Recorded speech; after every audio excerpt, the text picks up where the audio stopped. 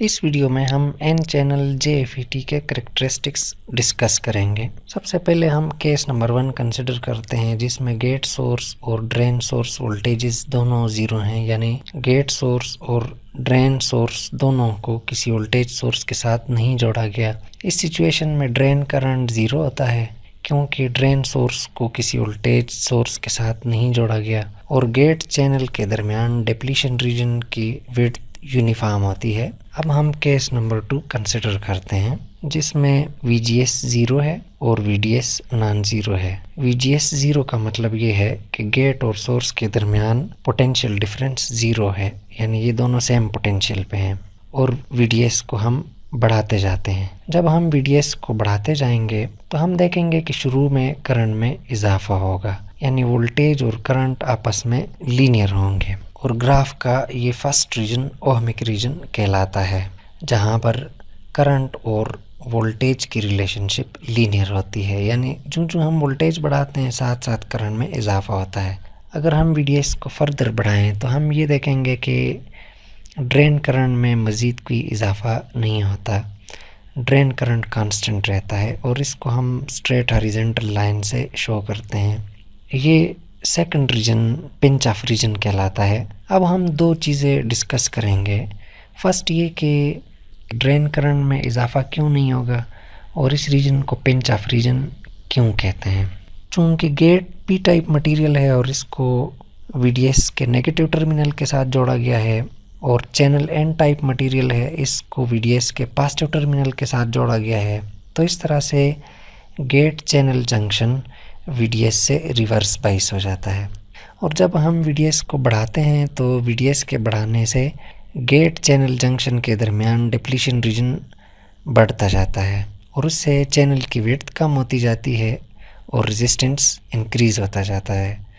Resistance के increase होने से करंट में इजाफा नहीं होता और ग्राफ का ये हिस्सा स्ट्रेट हॉरिजॉन्टल लाइन होता है। इस रीजन को पिंच ऑफ रीजन क्यों कहते हैं?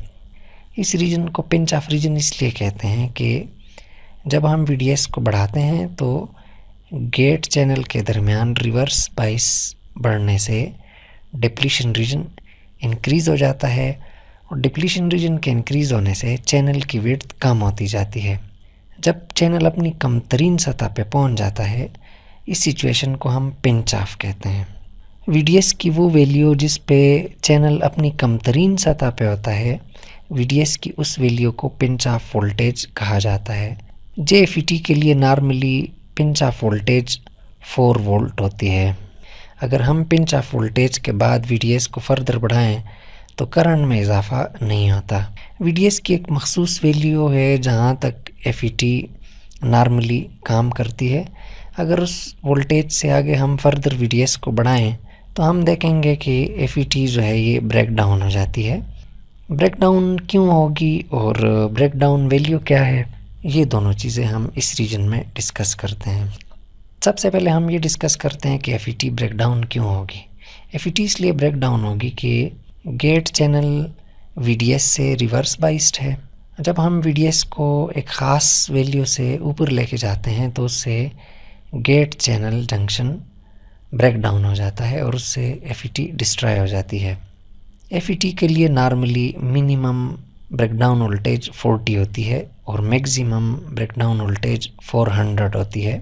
अब हम थर्ड केस कंसिडर करते हैं जिसमें VGS और VDS दोनों नॉन ज़ीरो हैं, यानी गेट सोर्स को अलग वोल्टेज सोर्स प्रोवाइड किया गया है और ड्रेन सोर्स को अलग वोल्टेज सोर्स प्रोवाइड किया गया है।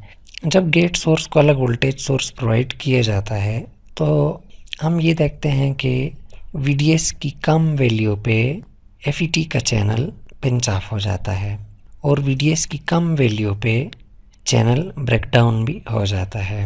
इसकी वजह यह है कि gate source voltage gate channel को रिवर्स बाइस करता है, तो ड्रेन सोर्स वोल्टेज भी गेट चैनल को रिवर्स बाइस करता है। इस तरह से गेट सोर्स और ड्रेन सोर्स वोल्टेजेस दोनों ऐड हो जाते हैं, यानी दोनों का सेम इफ़ेक्ट होता है। चैनल को पिंच ऑफ करने के लिए 4 वोल्ट चाहिए होते हैं।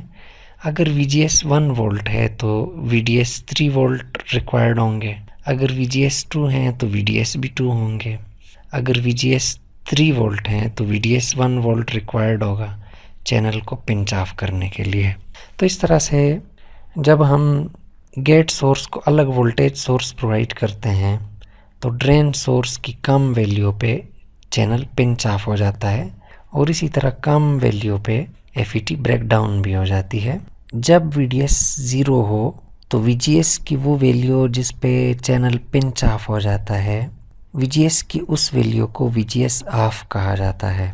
VGS of pinch of voltage के बराबर होती है।